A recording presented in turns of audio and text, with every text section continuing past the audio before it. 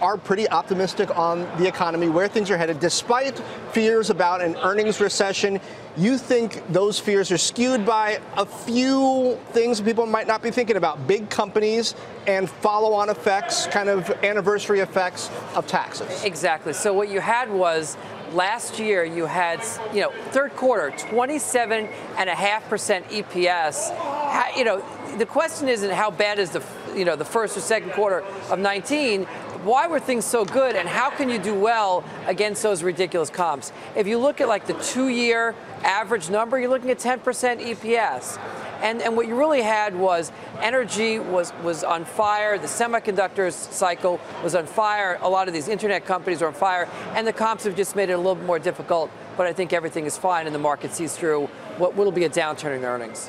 And Tobias, you also think that even though fears of a slowdown have been in the forefront for a while, that's not the place to focus? So, look, I would have said that if we were talking about a week ago. Unfortunately, a couple of days ago, we got the Senior Loan Officer Survey from the Federal Reserve Board showing a meaningful tightening in C&I, or commercial industrial lending standards. That tends to be a really, really good 9-month lead indicator for the economy.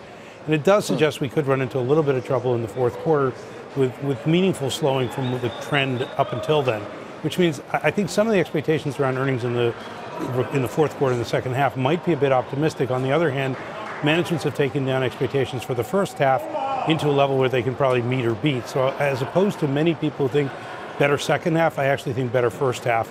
And there might be, again, I don't want to overstate it, but there might be a little bit of a challenge late in the year on economic activity and earnings.